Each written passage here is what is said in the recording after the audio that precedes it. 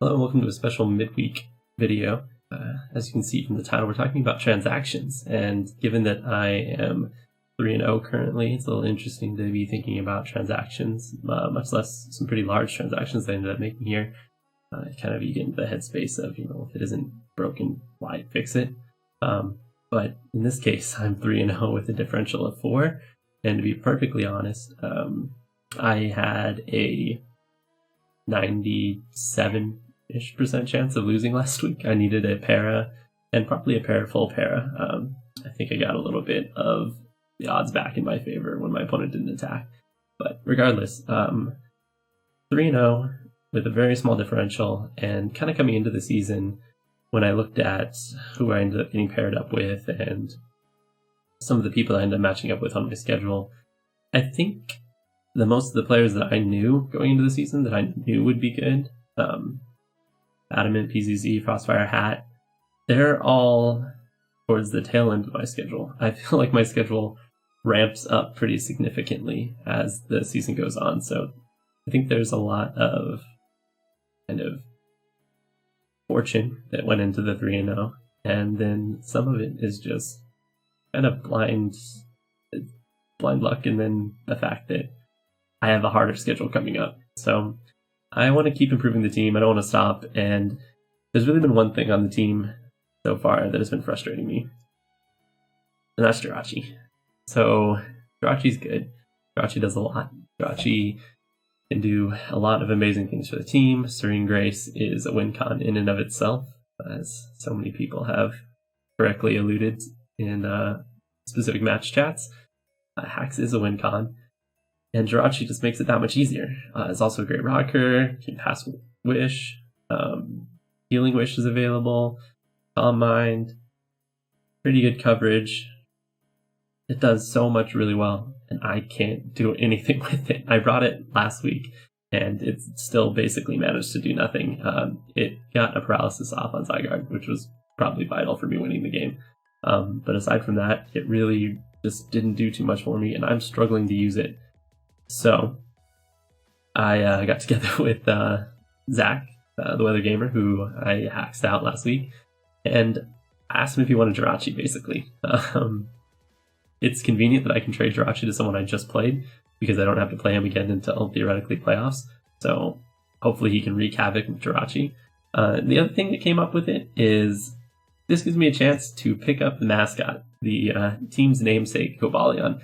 Cobalion, to me, it will end up doing basically what Jirachi did, which was rocks. On top of that, it gets set up on both physical and special side via Swords Dance, Calm Mind. Has a really good move pool. It's a good defensive wall. Speed tier's a little bit better than Jirachi. Also, kind of gives me better speed tiers overall because I had a little bit of a stack up at 100 with Jirachi and 101 with Landorus. So going from 100 to 108 gives me a little bit more diversity there. Cobalion gets a lot of cool options, things like Volt Switch, which is a really nice way to kind of pivot around your opponent. Also gets Magnet Rise, which is a way to avoid one of its primary weaknesses. Good special, good physical move pool, has Rock Polish. I think this is a really, really good Mon, and it's a Mon I really, really like. So excited to have it on the team. The only other issue here is that I'm trading a 16-point Mon in Jirachi for a 12-point Mon in Cobalion. So to make the money work, we added Mr. Mime Galarian edition. It's not a Mon I'm particularly excited about using. I think that'll come up pretty soon. It's kind of neat. Really good Eviolite user, has a good move pool, can do some cool things. It has a unique ability in Screen Cleaner, which just removes Reflect, Light Screen, Aurora Veil on switch in. It's neat, but it's 4 points, and 4 plus 12 equals 16, and that's really the only merit that Mr. Mime had for me, to be perfectly honest. So this will transition nicely into some of the free agent moves I made subsequent to this. So this does shake up my team quite a bit. I don't think Jirachi's I don't think it just fit really well with my team.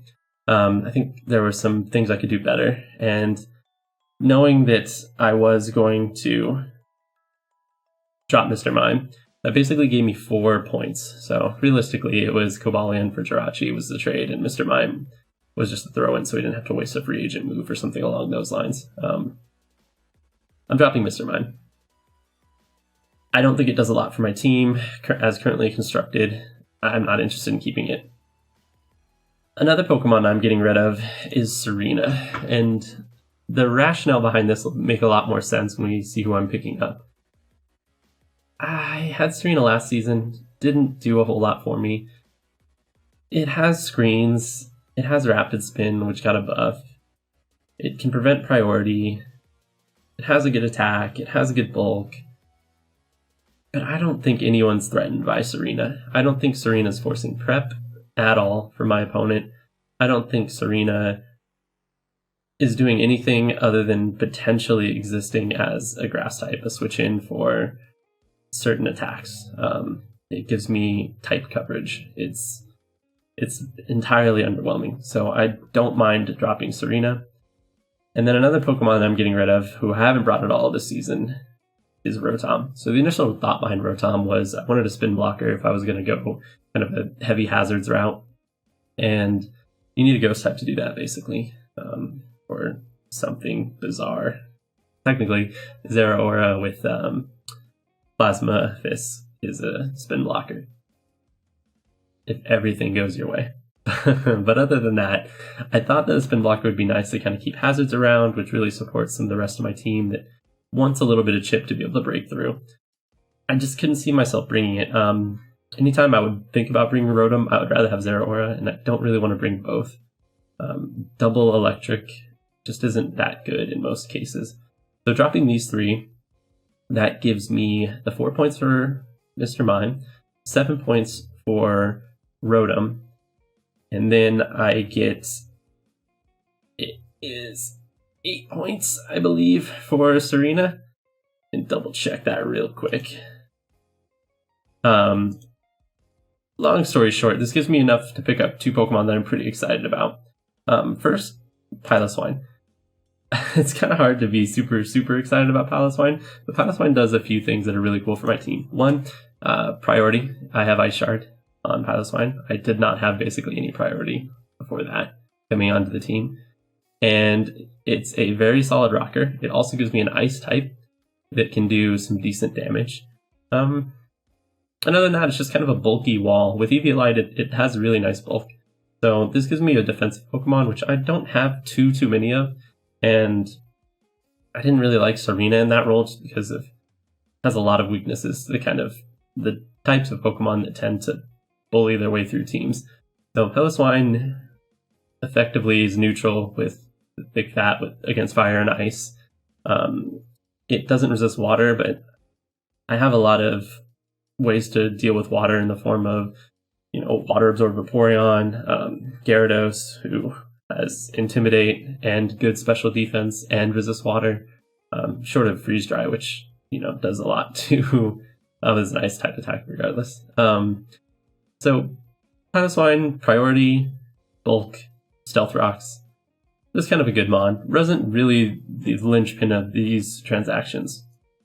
Superior was. So Superior is a threatening grass type, much, much, much more so than Serena. Superior with Contrary and Leaf Storm can very quickly sweep through teams that don't have very, very good grass resist or some way of essentially DP stalling Leaf Storm or outspeeding Superior. So Superior's base speed's up to 113, which gives me kind of another mon that helps out with my speed tiers. It's not perfect for what I need to do, but it helps, giving me some more up in that range between 101, 108, 113. This further disincentivizes people from kind of just giving up on the speed tiers up towards Zeraora. You kind of want to encourage them to push their speed higher to get closer to Zeraora.